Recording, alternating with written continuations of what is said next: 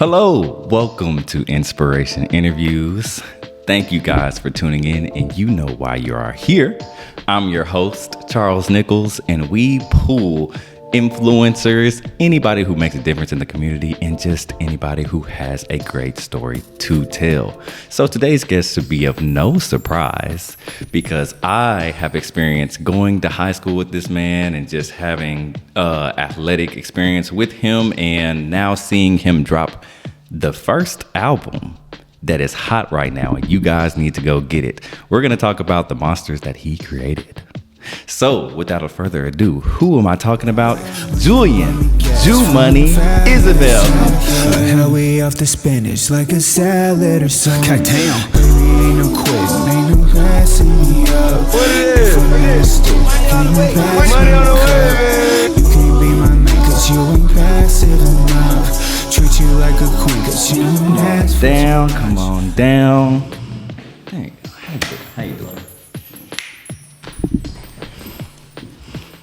Welcome to the show. Welcome to the show, man. Appreciate you for having me. Oh man, so let's dive right in, man. So I will say, of course, as I mentioned earlier, I went to school with this guy. So one of the reasons why I wanted you on this show is because as soon as I heard something, I had to ask. I'm like, bruh, this you, bruh? And he was like, yeah, man, that's me, man.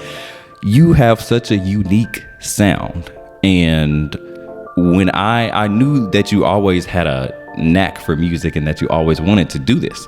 And so I want to know from how you started. So how did you start, and where did this style of music come from? Well, I mean, I've been doing some like form of music all my life. To be honest, like when I was like 5 or 6, my mom made me like take piano lessons. I hated it, so I quit after like a year. But I mean, this has always been ingrained in me. My granddad, he played in a band all his life, so just it's always been around. In high school, I used to sing, and then college, really like around the pandemic time when we had nothing to do. One of my homeboys, when I was in Baton Rouge, I went to college at Southern University. One of my homeboys, he got a stew. Like a home studio, and we was just messing around. We was in there every day. And I was like, and when I was in there, I was like, dang, I really like this. And so I ended up getting my own home studio set up probably like a year later.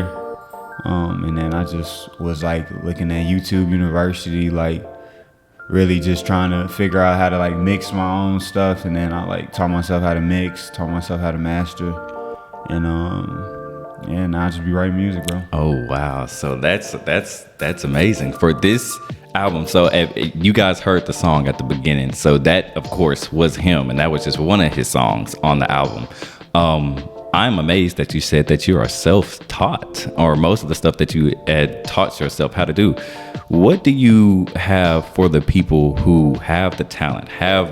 They know what they know that they can, but they don't know where to go. What would you say to those people out there? That they can, they can make music. They just know where to start. Like they got the talent. They can either sing, they can do music, or anything like that. What would you have for them? Do what you can do, right in the moment, like with what you have. Yeah, with what you have, pretty much. Like, that was like my biggest setback, I guess, with dropping music. I've been making music, like I said, since like 2020, but then like I was always some kind of excuse, like, oh, I ain't got this mic, or I ain't got, you know what I'm saying, I can't go get it professionally mastered, and like, I was like just scared of like, I don't know, just nervous, bro, about what other people think and stuff. But just do what you can do, like at the time that you can do it, bro. If you can only write music every day, write music every day. If you can like get to the studio, get to the studio. But, So you mentioned that one of the reasons that you hesitated on dropping it is because you were afraid what people think. Yeah. Now you have dropped a great album. Appreciate it, bro. An amazing album. So what sets you apart from now and your hesitation from back then? So how did you overcome that fear?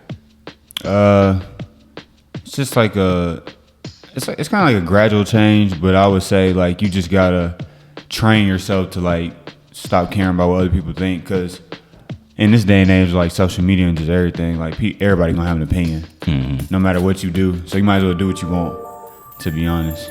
I definitely agree with that. Yeah. I love that. So you mentioned that you started like basically when you were 20. Of course, doing music all your life, but like tried to do something while you were 20. How old are you now? 23. 23. Yeah. You made it sound like that was so long ago. So a lot of people don't even get over their fears until like what? They're like 30 or anything like that. So I mean, that's great that you were able to overcome those type of faults and produce, of course, again, this amazing album. So like I said earlier, we have experienced you in high school. Well, I have experienced you in high school. You said that you used to sing in high school, and I can confirm that this is true. He used to run, I'm gonna set the scene here. So he was class of 2017, I was class of 2018.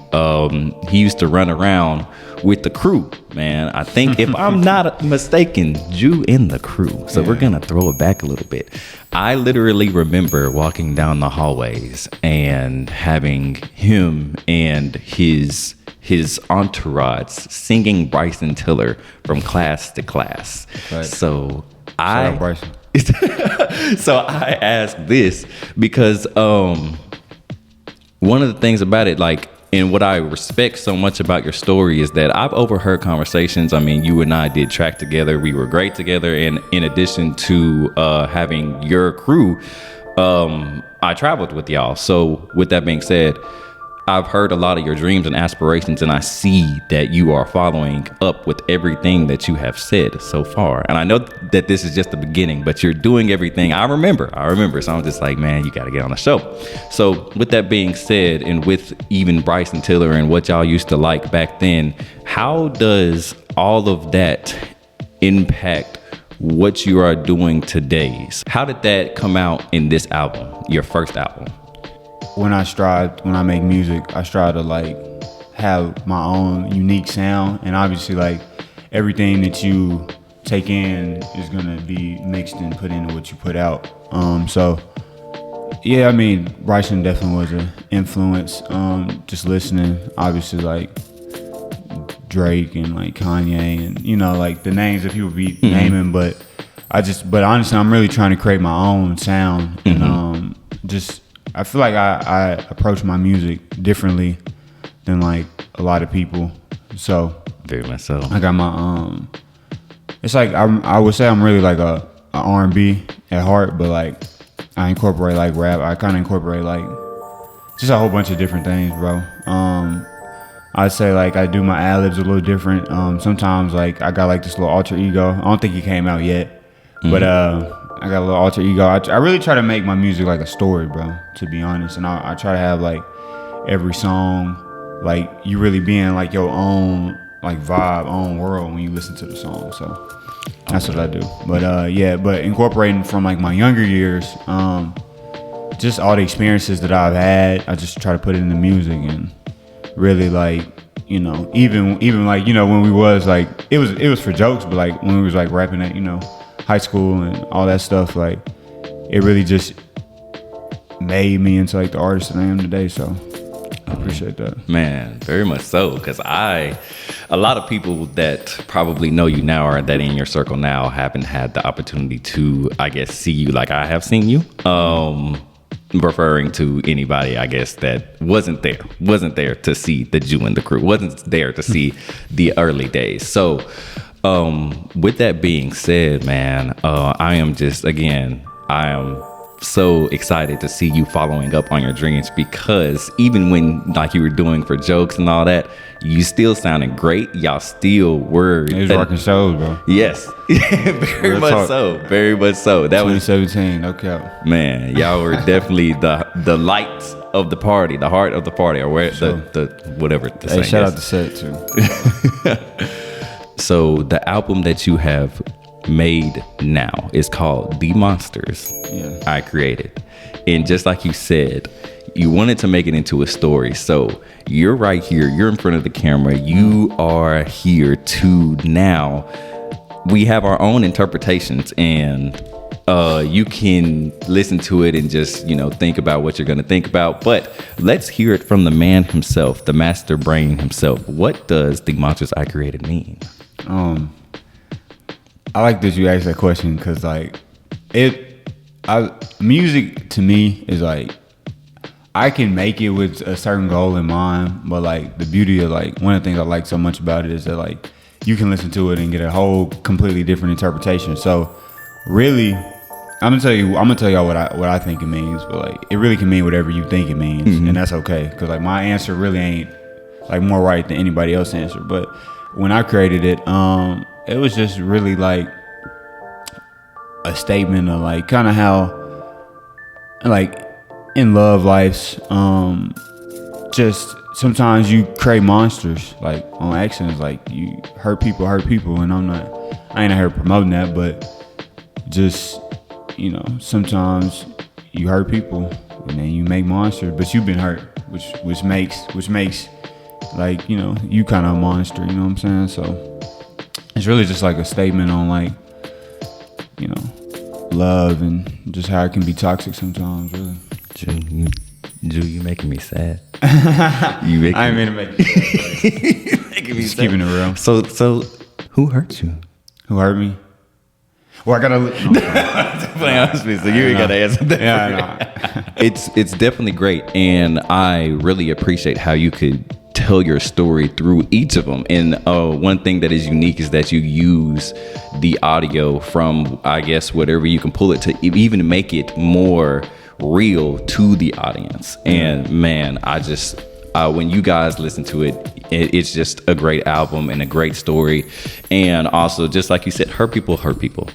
They indeed do. And I do have my fair share of experience to where I can have my own interpretation, and it relates to me in just about every way, in every song, somehow, some way. So you just gotta tell them be for real sometimes, bro. That's it. And that's it. Yeah, that's definitely one of the songs right there, man. Be for real, man. Man, it's crazy. So one of the things I do want to talk about is hashtag money on the way.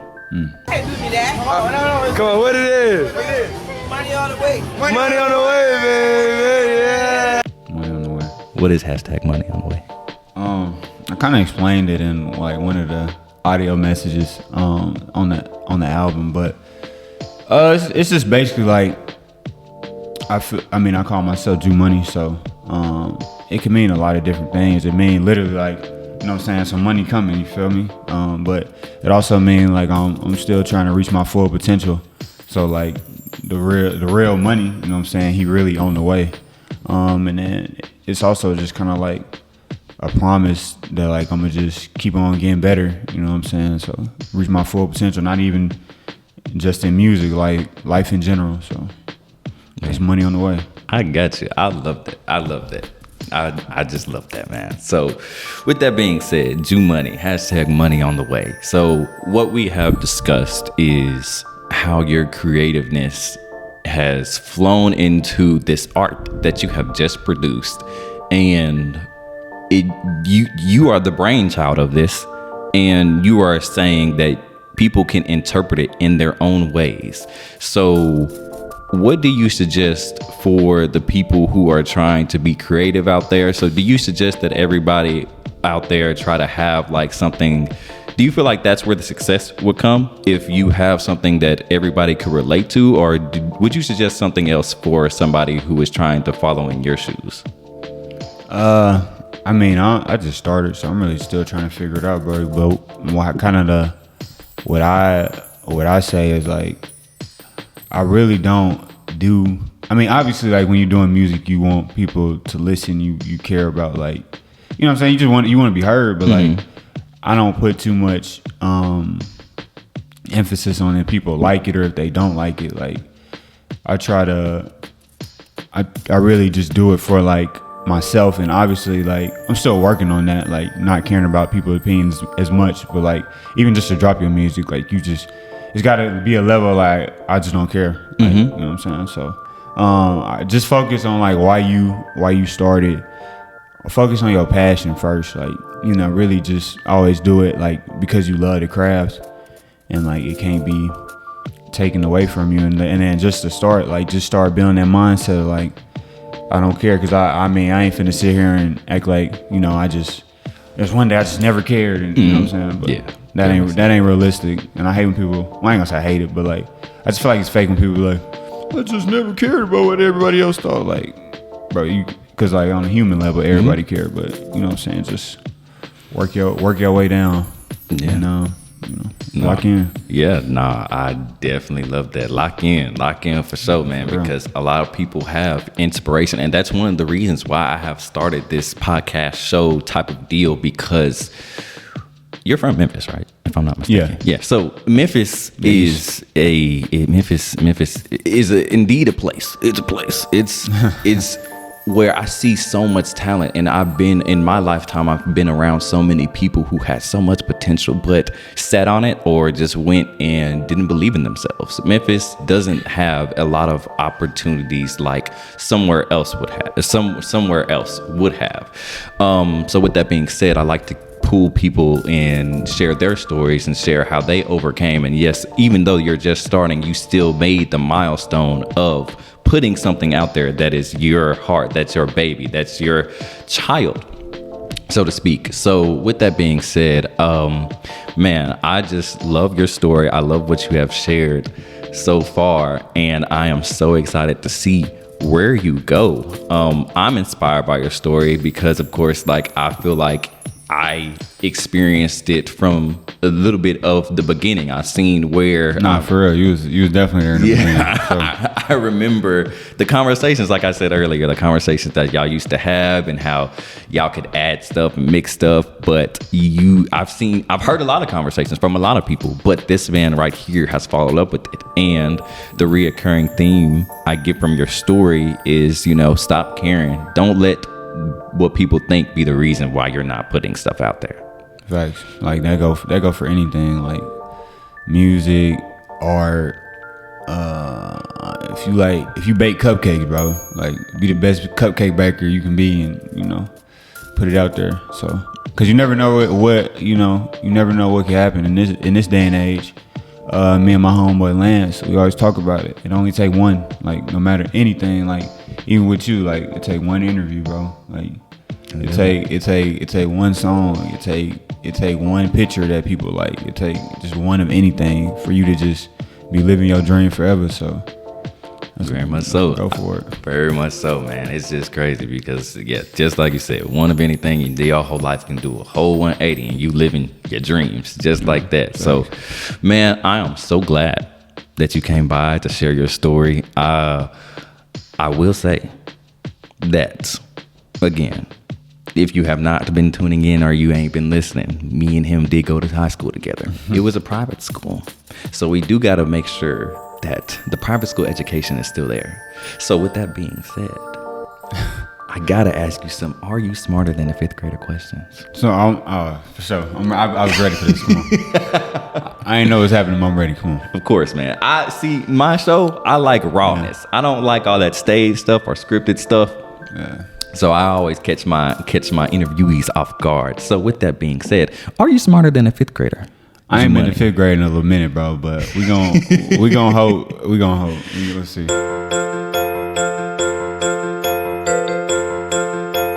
So I pulled questions from the internet that I feel like could be answered, because some of them I didn't even know myself. So first question: who painted the Mona Lisa? Is that really a fifth grade question? I feel like that's like if you know, you know. Van Gogh comes into mind. That's not a bad guess. But I'm gonna tell you before you lock in your answer, it's one of the Ninja Turtles. Oh. Michelangelo, I'm locking that in. He definitely. You should have locked that in. It was Leonardo da Vinci. Yeah, I know. So we are. I was making sure you knew that. Well, appreciate it. Actually, that was a warm-up question. Next question. We're throwing it back to physical science. I think you had to take that. I did. Yeah, we had to take that. Shout out Miss Lori, by the way. That's where Julian Isabel Miss Arnett. Yeah, you sure did. What is the clinical name for the thigh bone? For the thigh bone? Oh. if they knew my real profession right now, that I'd get slapped for this. I'm gonna say for the thigh bone. The thigh bone. Bones. I know muscles. I don't know what the bones, bro. I'm gonna be mad when I hear it because I can't. I don't know. I'm not gonna lie. It's the femur. The femur. Yeah, I did know. Yeah. It'd be like that. It's pretty sad. Yeah.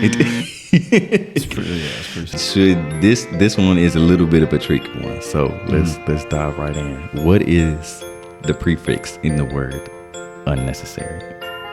The prefix. The prefix. I'm gonna say because that's the first one, right? There we go. So we're 1 for 3. We're 1 for 3. All right, we closed there out we go. strong. Look at three. that. Look at 1 for that. So, hey, are you smarter than the 5th grader? Hey, we've No, 1 for 3. I'm not smarter than 5th grader. I'm not at all. For 1 for 3, but guess what? Even if he's not smarter than the 5th grader, he makes beautiful music and beautiful art. So there's that. So Ju Money, thank you for stopping by. Thank you for sharing your story. I'm very inspired by what you do and who you are, and I am so excited to see where you go from now. Where can this audience find you at? You can follow me on all socials, Ju Money 22. Appreciate you for having me, Brody. Of course. This man going places for sure. We both going places. But I just appreciate you for having me. It's my first interview ever. My You did great. Oh, I appreciate that for real. But my boy, he reached out to me. He was like, "Hey, I heard." He was like, first off, he slid over on his shirt. He was like, "This you?" I was like, "Yeah, bro, it's me." Then he was like, "Yeah, bro, I gotta have you on the show." And I actually went on your YouTube. I looked at a couple of them, and I just like what you was doing. So I actually did my research before I said yeah. So. So he knew. So he knew something was coming at the end. That's how he knew. But yeah, man. Oh, well, thank you for tuning in, and thank you for being a part of the journey, as you can see, man. Yeah, so sure. I'm so excited for your episode to come. Yeah, we're gonna log back in a couple of years, bro. Oh, yeah, for sure. I told one thing I said is everybody who has had an interview so far, when we break big, y'all all coming back. It's a requirement. So y'all got to be back on the show. So for sure, man. But thank you again for tuning in and Inspiration Interviews. Thank you guys for tuning in.